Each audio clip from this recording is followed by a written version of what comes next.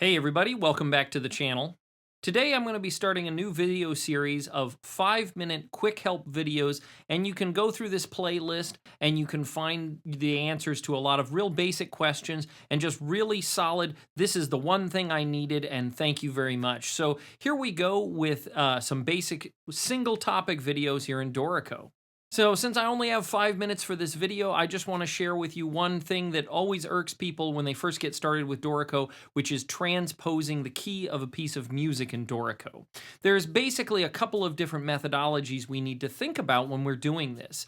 The first one is key signatures are independent of notes, so we can change the key of any piece and it will not affect any note in our actual piece, it'll just add the accidentals necessary.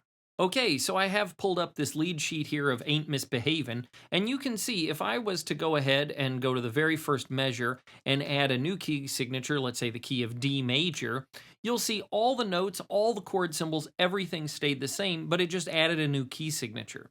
Now this is a handy feature, and from here what we could do is we could highlight all of the notes in the piece, and we could simply just use the up pitch command, which on a Mac is Shift Option and then the up arrow, and now it would be in the right key because we moved all the notes up chromatically 2 half steps. But let's say we want to transpose the entire thing, chord symbols and all.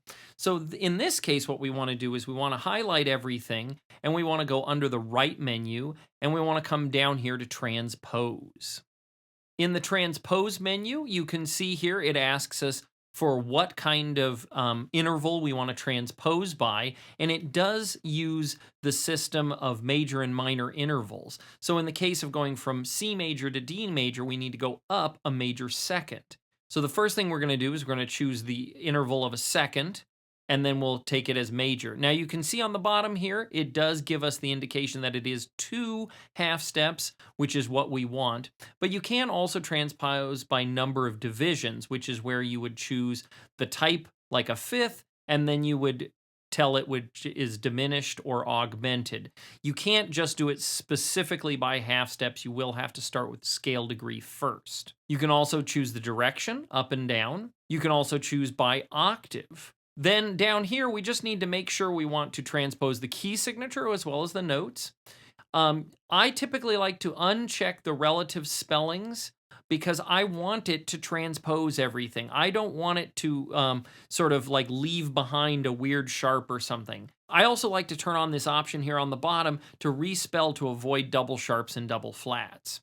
Now the last thing is here, if you're unsure of what the interval is, if you said, hey, I need to go from C to D, and then you hit apply, you'll see that it'll actually set the interval for you. So if you weren't sure what C to G flat was going to be, if you hit apply, you'll see that it'll tell me what the interval is going to be, a diminished fifth up.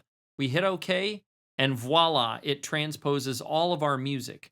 Now, if the notes of the melody are too high, we can then simply just use the Option Command down arrow to push all of the notes of the melody down an octave. But you'll see it transposed my chord symbols, my key signature, and everything all at once. Well, thanks so much for watching this video. Please like and subscribe to this playlist so you can see more of these quick tips when you need them. And thanks so much for watching, and I will catch you next time.